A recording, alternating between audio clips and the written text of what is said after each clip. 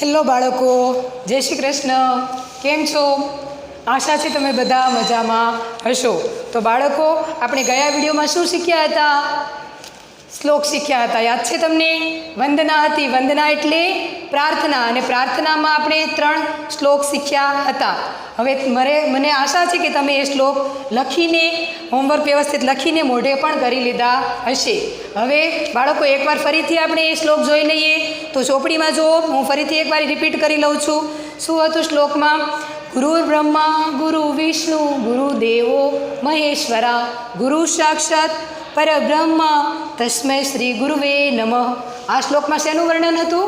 ગુરુનું વર્ણન હતું કે ગુરુ ભગવાન છે, એટલે ગુરુને આપણે નમસ્કાર કરવાનું છે. બીજો શ્લોક જોઈએ. વક્રતુંડ મહાકાય સર્વકોટિ સમપ્રભ નિર્વિઘ્નમ કુર્મે દેવ સર્વકાર્યેષુ સર્વદા. આ બીજો શ્લોક હતો. હવે ત્રીજો શ્લોક શું છે? નમસ્તે શારદે દેવી વીણા પુસ્તક ધારિણી વિદ્યારંભમ કરશ્યામી પ્રસન્ના ભવ સર્વદા. હવે આ શ્લોકમાં સરસ્વતી દેવીનું વર્ણન છે. તો આપણે સરસ્વતી દેવીને નમન કરીએ છીએ અને એને આપણા ઉપર પ્રસન્ન રહેવાનું આપણે વિનંતી કરી છે. અને બીજા શ્લોકમાં ગણપતિ બાપાનું વર્ણન હતું. ગણપતિ બાપાને આપણે વાંકા મુખવાળા, વિશાળ કાયાવાળા અને કરોડો સૂર્યોના તેજ સમાન ગણપતિ બાપાને આપણે શું કરવાનું કહ્યું હતું? કે આપણા બધા કાર્યોમાં એને વિઘ્ન રહિત રહેવાનું કહ્યું છે. હવે આ 3 શ્લોક તમે મોઢે કરી જ લીધા હશે અને એના શબ્દાર્થ અને હોમવર્ક પણ વ્યવસ્થિત રીતે લખી જ લીધું હશે. તો બાળકો, આ વંદના હતી. હવે આપણે ચેપ્ટરની શરૂઆત કરીશું. તો આપણે જોઈએ ચેપ્ટર 1. ચેપ્ટર 1 શું છે? ચિત્રપદાની 1. ચેપ્ટર 1 જોઈએ. Chapter number 1 ચિત્રપદાની. હવે ચિત્રપદાની 4 છે. ચિત્રપદાનીમાં શું 4 છે? એમાં પહેલાં 1 જોઈએ. ચિત્રપદાની 1. હવે ચિત્રપદાની એટલે શું? પહેલાં તો એનો અર્થ સમજીશું કે ચિત્રો દ્વારા દર્શાવાતા શબ્દો. ચિત્રો દ્વારા દર્શાવાતા શબ્દો. ચિત્રો દ્વારા દર્શાવાતા શબ્દો. ચિત્રપદાની ચેપ્ટરનું નામ છે. હવે ચિત્રપદાની 1 અહીંયા આપણે જોઈશું. ચિત્રપદાની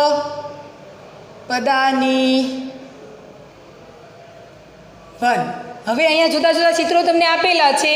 એને આપણે સંસ્કૃતમાં શું કહીશું એ શીખીએ. તો અંદર જોઈએ ચિત્રપદાની 1. ચિત્રપદાની એટલે શું? ચિત્રો દ્વારા આપણે શબ્દો બતાવવાના છે. તેમાં પહેલું ચિત્ર જોઈએ. પહેલું ચિત્ર શેનું તમને લાગે છે? બળદ. હવે બળદને સંસ્કૃતમાં શું કહેવાય? બળદ પહેલાં આપણે લખીએ. બળદને સંસ્કૃતમાં શું કહેવામાં આવે છે? તો જો તમને અંદર આપેલું જ છે. બળદને સંસ્કૃતમાં વૃષભ શું કહેવામાં આવે છે? વૃષભ.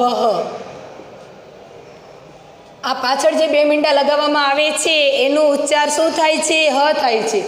આ જે પાછળ 2 મીંડા લગાવવામાં આવે છે ને એનો ઉચ્ચાર હ થાય છે. હ અહીંયા આપણે દર્શાવીએ. આનો ઉચ્ચાર શું થાય છે? હ. વૃષભ. વૃષભ એટલે શું? બળદ. બળદને સંસ્કૃતમાં વૃષભ કહેવાય છે. હવે આગળ જોઈએ આપણે. બીજું ચિત્ર છે ગધેડો. ગધેડાને અંગ્રેજીમાં સંસ્કૃતમાં શું કહેવામાં આવે છે? ગર્દભ. લખીએ આપણે. બીજું ચિત્ર છે ગધેડો. ગધેડાને શું કહેવામાં આવે છે સંસ્કૃતમાં? તો જોઈએ ગર્દભ.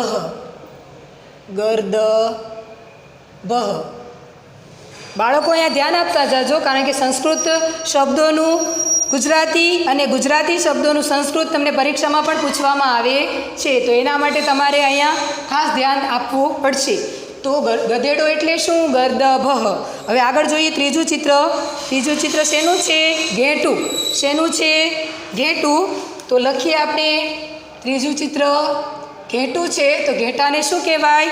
તો શું લખેલું છે? મેષ. શું આવે? મેષ. આ 2 મીંડાને શું બોલીશું આપણે? હ. મેષ. હવે આગળ જોઈએ. ચોથું ચિત્ર શેનું છે? તમને દેખાય છે નોળિયો છે. શેનું ચિત્ર છે? નોળિયો. તો આપણે પહેલાં એનું ગુજરાતી લખીશું નોળિયો. નોળિયાને સંસ્કૃતમાં શું કહેવાય? તો અંદર જોઈએ નકુલહ. શું કહેવાય? નકુલહ. બધાની પાછળ હ લગાવવામાં આવેલું છે. બળદને વૃષભ કહેવાય છે, વૃષભ. પછી ગધેડાને ગર્દભ કહેવાય છે. પછી ઘેટુને મેષહ કહેવાય છે. અને નોળિયો હોય તો નોળિયાને નકુલહ કહેવાય છે. નકુલહ. હવે આગળ વધીએ. નોળિયા પછી શેનું ચિત્ર છે? મોરનું ચિત્ર છે. મોરને સંસ્કૃતમાં શું કહેવાય છે? જુઓ મયુરહ. શું કહેવાય? મયુરહ. પહેલાં લખીએ એનું ગુજરાતી મોર. મોરને સંસ્કૃતમાં શું કહેવાય છે? તો મયુરહ. મયુરહ એટલે મોર. આગળ વધીએ. છઠ્ઠું ચિત્ર શેનું છે? કાગડાનું. શેનું છે? કાગડાનું. તો એનું ગુજરાતી પહેલાં લખીએ કાગડો. હવે એનું સંસ્કૃત જોઈએ તો એનું સંસ્કૃત શું છે? કાકહ. શું છે એનું સંસ્કૃત? કાગડાનું સંસ્કૃત થાય કાકહ. આ બે મીંડા કરવાનું ભૂલાય નહીં. એક વ્યક્તિ છે એટલે કાકહ. કાકહ એટલે કાગડો. હવે આગળ વધીએ. આગળ ચિત્ર શેનું છે? તાળાનું ચિત્ર છે. તાળું. તો લખીએ આપણે ગુજરાતીમાં તાળું. હવે તાળું. તાળાને સંસ્કૃતમાં શું કહેવામાં આવે છે? તાલહ. શું કહેવામાં આવે છે? તાલહ.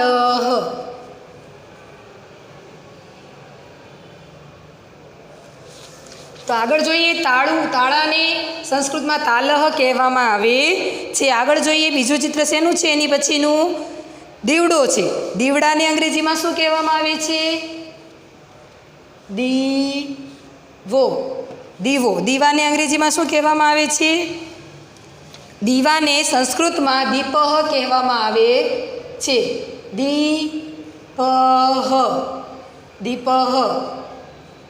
દીપહ એટલે શું? દીવો. દીવો એટલે દીપહ. હવે આગળ જોઈએ. આગળ શેનું ચિત્ર છે? કુંજો. કુંજાનું ચિત્ર છે.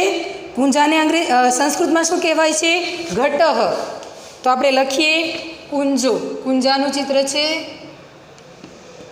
એને સંસ્કૃતમાં ઘટહ કહેવામાં આવે છે. ઘટહ. ઘટહ એટલે કુંજો અથવા માટલું. બેય થાય. કુંજો અથવા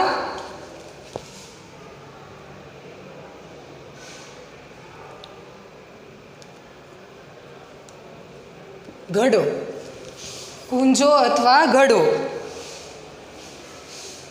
એને સંસ્કૃતમાં ઘટહ કહેવામાં આવે છે.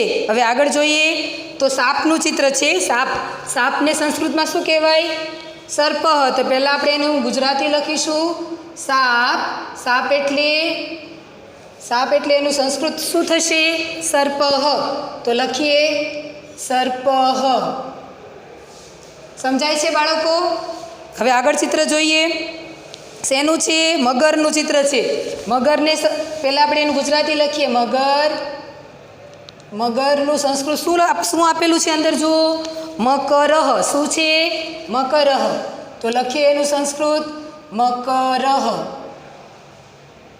બાળકો એક વચન છે, એક શબ્દ છે એટલે આપણે એના પાછળ આપણે હ લખવાનું ભૂલવાનું નથી. સાપ એટલે સર્પ અને મગર એટલે મકરહ. હવે છેલ્લું ચિત્ર શું છે? દેડકાનું છે. તો આપણે એનું સંસ્કૃત ગુજરાતી પહેલાં લખીએ દેડકો.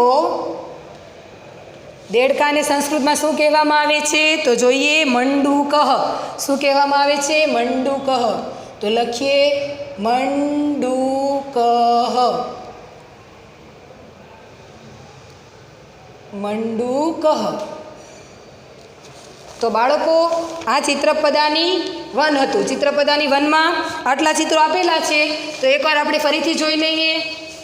બળદ. બળદ એટલે વૃષભ. ચિત્રપદાની વન જે આપેલું છે એ ચિત્ર તમે જોતા જજો અને એનું સંસ્કૃત પણ શીખતા જજો. એનું ગુજરાતી અને સંસ્કૃત મેં તમને બે શબ્દ અહીંયા બતાવેલા છે. હવે જોઈએ પહેલું ચિત્ર બળદનું છે. પહેલું ચિત્ર શેનું છે? બળદનું છે. તો બળદને વૃષભ કહેવામાં આવે છે. પછી જોઈએ બીજું ચિત્ર શેનું છે? ગધેડો. ગધેડાને શું કહેવામાં આવે છે સંસ્કૃતમાં? તો ગર્દભ. શું કહેવામાં આવે છે? ગર્દભ. પછી ત્રીજું ચિત્ર જુઓ અંદર શેનું છે? ઘેટું. ઘેટાને મેષહ કહેવામાં આવે છે. શું કહેવામાં આવે છે? મેષહ. આગળ જોઈએ નોળિયો. નોળિયાને નકુલહ કહેવામાં આવે છે. મોર એટલે મયુરહ. મયુરહ એટલે મોર. આગળ જોઈએ કાગડો. કાગડાને સંસ્કૃતમાં શું કહેવાય? કાકહ. કાકહ એટલે કાગડો. આગળ જોઈએ તાળું. તાળું એટલે તાલહ અને તાલહ એટલે તાળું. આગળ જોઈએ દીવો. દીવો એટલે દીપહ. દીવો એટલે દીપહ અને દીપહ એટલે દીવો. આગળ ચિત્ર શેનું છે? જો દીવા પછી શેનું ચિત્ર છે? ઘડો. ઘડો અથવા કુંજો. ઘડો. ઘડાને અથવા કુંજાને સંસ્કૃતમાં શું કહેવાય છે? ઘટહ. ઘટહ એટલે ઘડો. આગળ વધીએ સાપ. સાપને સંસ્કૃતમાં શું કહેવાય છે? સર્પહ. સર્પહ એટલે સાપ. આગળ જોઈએ મગર. મગરને મકરહ કહેવામાં આવે છે. મકરહ એટલે મગર.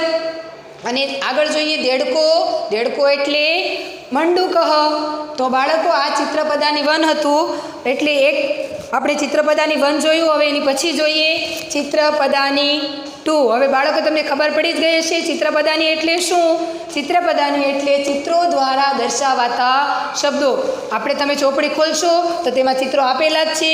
ચિત્રોના આધારે મેં તમને અહીંયા ગુજરાતી શબ્દો પણ બતાવ્યા છે અને એની સામે એના સંસ્કૃત શબ્દો પણ બતાવેલા છે. તમારે આ મોઢે પણ કરવાના છે. હવે આ ચિત્રપદાની વન જોઈ લીધું. હવે આપણે જોઈશું ચિત્રપદાની 2. ચિત્રપદાની 2. હવે એમાં પણ ચિત્રો જોવાના છે અને એની સામે આપણે ગુજરાતી અને સંસ્કૃત પણ લખીશું. તો શરૂઆત કરીએ. પહેલું ચિત્ર તમને શેનું લાગે છે? પહેલું ચિત્ર છોકરીનું છે. શેનું છે પહેલું ચિત્ર? છોકરીનું છે. તો આપણે એનું ગુજરાતી લખીએ છોકરી. છોકરી. હવે છોકરીને સંસ્કૃતમાં શું કહેવાય? તો આપેલું જ છે. છોકરીને સંસ્કૃતમાં કન્યા કહેવાય. શું કહેવાય? છોકરીને સંસ્કૃતમાં કન્યા કહેવાય છે. તો આપણે એની સામે એનું સંસ્કૃત લખીશું કન્યા. છોકરી એટલે કન્યા. હવે આગળ જોઈએ બીજું ચિત્ર શેનું છે? ટેબલનું છે. શેનું છે? ટેબલ. તો લખીએ ગુજરાતી એનું ટેબલ. ટેબલનું સંસ્કૃત શું છે? ઉત્પીઠિકા. જુઓ અંદર શબ્દ અટપટો છે. ઉત્પીઠિકા. લખીએ એનું સંસ્કૃત ઉત્પીઠિકા. આપેલું છે એવું ઉત્પીઠિકા. ઉત્પીઠિકા એટલે શું? ટેબલ. હવે ત્રીજું ચિત્ર જુઓ લતા. દાળ. દાળ. વેલ આપેલી છે. વેલ આપેલી છે. વેલને શું કહેવામાં આવે છે? લતા.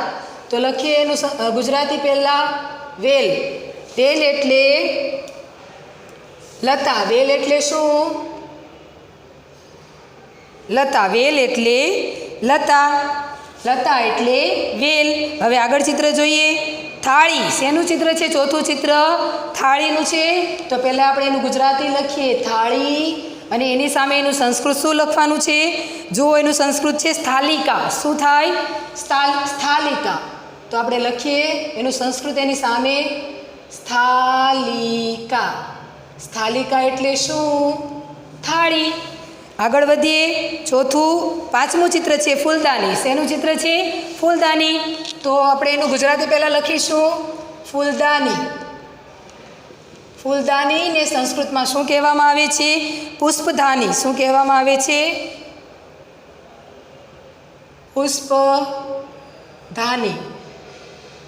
પુષ્પદાની એટલે શું? ફૂલદાની. હવે આગળ વધીએ છઠ્ઠું ચિત્ર શેનું છે? સાડીનું ચિત્ર છે. સાડી. તો આપણે લખીએ સાડી. સાડીને સંસ્કૃતમાં શું કહેવાય છે? શાટિકા. શું કહેવાય છે? શાટિકા. તો એનું સંસ્કૃત લખીએ એની સામે શાટિકા. શાટિકા એટલે સાડી. આગળ વધીએ. આગળ શેનું ચિત્ર છે? ઘડિયાળ. ઘડિયાળ. આપણે એનું ગુજરાતી પહેલાં લખીશું ગુજરાતી ઘડિયાળ, એની સામે એનું સંસ્કૃત જોઈએ તો શું છે? ઘટી. શું છે? ઘટી. એની સામે એનું સંસ્કૃત લખીશું ઘટી. હવે આગળનું ચિત્ર જોઈએ. શેનું ચિત્ર છે? ચકલીનું ચિત્ર છે. તો આપણે લખીશું ગુજરાતીમાં ચકલી, એની સામે એનું સંસ્કૃત શું આપેલું છે? ચટકા. શું આપેલું છે? ચટકા. ચટકા એટલે ચકલી. આગળ વધીએ. આગળ શેનું ચિત્ર છે? તો જો તમે જોઈ શકો છો નદીનું વેણ છે, નદીનું પાણી બતાવેલું છે, એટલે ચિત્ર શેનું છે? નદીનું છે. તો એ ચિત્ર લખીશું, ગુજરાતીમાં લખીશું નદી, અને એનું સંસ્કૃત પણ શું થશે? નદી. શું થશે? નદી. આગળ વધીએ. આગળ શેનું ચિત્ર દેખાય છે તમને? આગળ જે ચિત્ર છે એ ચિત્ર ચૂલો છે. શું છે? ચૂલો. તમે જોયું હશે ગામડે ગેસ સ્ટવ અથવા પ્રાઇમસ કે એવું હોતું નથી. પહેલાં પણ, અત્યારે તો હોય છે, પણ પહેલાંના જમાનામાં ગેસ સ્ટવ, પ્રાઇમસ એવું હતું નહીં. ત્યારે ચૂલા પર લોકો રસોઈ કરતા હતા. એ ચૂલાનું ચિત્ર અહીંયા આપેલું છે. જો એની ઉપર વાસણ પણ મૂકવામાં આવ્યું છે. ચૂલો લાકડા દ્વારા, બળતણ દ્વારા ચાલે છે, એટલે ચૂલાનું ચિત્ર આપેલું છે. તો આપણે એનું ગુજરાતી પહેલાં લખીશું ચૂલો. ચૂલાને સંસ્કૃતમાં શું કહેવાય છે? તો જોઈએ. ચૂલાને સંસ્કૃતમાં કહેવાય ચુલ્લી. લખીએ ચુલ્લી. ચુલ્લી એટલે શું? ચૂલો. અને ચૂલો એટલે ચુલ્લી. આગળ વધીએ. આગળ શેનું ચિત્ર આપેલું છે? પેટી. શેનું ચિત્ર છે? પેટી. તો લખીએ અહીંયા આપણે ગુજરાતીમાં પેટી. હવે એની સામે આપણે એનું સંસ્કૃત લખીશું. પેટીને સંસ્કૃતમાં શું કહેવામાં આવે છે? પેટિકા. શું કહેવાય છે? પેટિકા. તો એનું સંસ્કૃત એની સામે લખીએ આપણે પેટિકા. પેટિકા એટલે પેટી. પેટી એટલે પેટિકા. હવે આગળ જોઈએ. આગળ શેનું ચિત્ર તમને દેખાય છે? ચાવીનું. તો આપણે એનું ગુજરાતી પહેલાં લખીએ ચાવી. ચાવીને સંસ્કૃતમાં શું કહેવાય? કુંચિકા. લખીએ એની સામે એનું સંસ્કૃત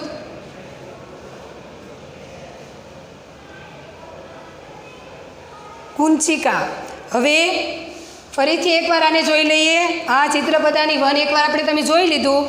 ચિત્રપદાની 2 જોઈએ. તો ચિત્રપદાની 2માં જોઈએ તો શું છે? પહેલું છોકરી.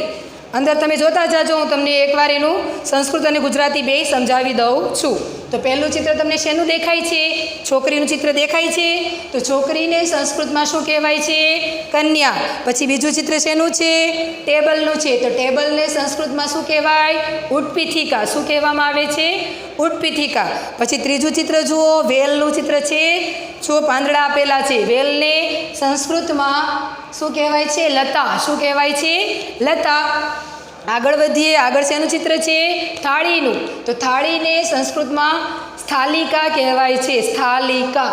સ્થાલિકા એટલે થાળી. આગળ વધીએ. આગળ ફૂલદાનીનું ચિત્ર છે. ફૂલદાનીને સંસ્કૃતમાં પુષ્પદાની કહેવામાં આવે છે. પુષ્પાધાની કહેવામાં આવે છે. પુષ્પાધાની એટલે શું? પુષ્પાધાની એટલે ફૂલદાની. ફૂલદાની એટલે પુષ્પાધાની. આગળ વધીએ. આગળ જુઓ. સાડીનું ચિત્ર છે. શેનું ચિત્ર છે? સાડીનું ચિત્ર છે. તો સાડીને સંસ્કૃતમાં શું કહેવાય? શાટિકા. શું કહેવાય? શાટિકા. આગળ વધીએ. ઘડિયાળ. ઘડિયાળને સંસ્કૃતમાં શું કહેવાય? ઘટી કહેવાય. શું કહેવાય? ઘટી. આગળ વધીએ. ચકલી. ચકલીનું સંસ્કૃતમાં ચટકા કહેવાય. ચટકા એટલે ચકલી. નદી. નદીને સંસ્કૃતમાં નદી જ કહેવાય. નદી એટલે નદી. આગળ વધીએ. ચૂલો. ચૂલાને સંસ્કૃતમાં ચુલ્લી કહેવાય. શું કહેવાય છે? ચુલ્લી. તમને બધા શબ્દો નીચે આપેલા જ છે. ચૂલો એટલે ચુલ્લી. ચુલ્લી એટલે ચૂલો. આગળ શું છે? પેટીનું ચિત્ર છે. પેટીને સંસ્કૃતમાં પેટિકા કહેવાય. શું કહેવાય? પેટિકા. પેટિકા એટલે પેટી, અને પેટી એટલે પેટિકા. ચાવી. છેલ્લું ચિત્ર શેનું છે? ચાવીનું છે. ચાવીને ગુચ્ચિકા કહેવામાં આવે છે. તો બાળકો, આ શબ્દો તમારે ચોપડીમાંથી જોઈને તમારી હોમવર્કની નોટમાં, સંસ્કૃતની નોટમાં શું લખશો? ચિત્રપદાની 1 અને ચિત્રપદાની 2 બે વાર લખવાના છે. ગુજરાતી શબ્દો પણ અને સંસ્કૃત શબ્દો પણ બે વાર હોમવર્કમાં લખવાના છે. લખીને તમારે મોઢે પણ કરવાના છે. એટલે ગમે ત્યારે તમને નોટ જોવા માટે બોલાવવામાં આવે તો તમારી નોટ વ્યવસ્થિત કમ્પ્લીટ હોવી જોઈએ. તો બાળકો, આજે આપણે ચિત્રપદાની 1 અને 2 જોયું. અને પછીનું આપણે બીજા વિડીયોમાં જોઈશું.